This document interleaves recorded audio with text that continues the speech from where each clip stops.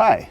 When this segment airs, it's going to be the third week of the session for 2016. And by that time, we're going to be doing what's called floor action. And behind me, you can see the floor of the House chamber in the Washington State Legislature.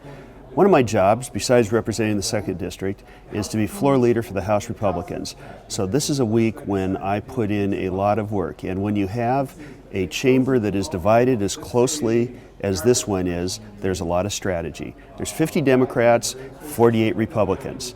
Now, most bills that come to the House floor we're going to agree on, but there's a few issues where there's strong disagreement. Of all the issues that I've seen in the 6 years that I've served in the State House of Representatives, one this year has gotten the most mail. We have over 600 pieces of email just from inside the 2nd District regarding the Second Amendment this year. There's a variety of bills that have been dropped by the Democratic side that attempt to restrict the Second Amendment in a variety of ways, from taxing every weapon and every piece of ammunition to banning classes of weapons that are easily available and actually owned by hundreds of thousands of Washington residents. People of the 2nd District have spoken strongly in this regard, and I'm a Second Amendment supporter myself. One thing that people that live in rural areas understand is that the police are 30 minutes or 60 minutes away, and nobody should be a helpless victim. We also understand that it's a constitutional right, and the State House, regardless of what people in other areas think, have no business infringing on constitutional rights.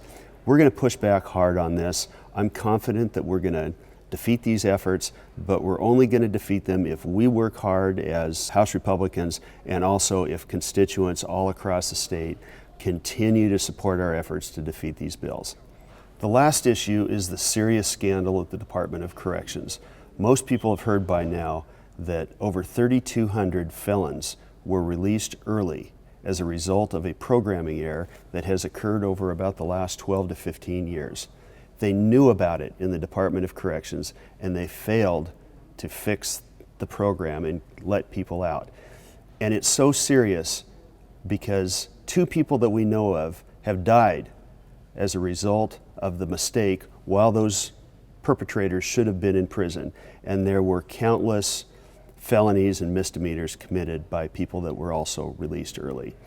We're going to fund whatever it takes to operate an efficient and well-managed Department of Corrections, but before we do that, the governor's office is going to have to convince us that, first of all, they've addressed the incompetence that allowed this to happen and continue, and second of all, they have replaced the people responsible and replaced the systems that allowed that department to be operated in such an incompetent way.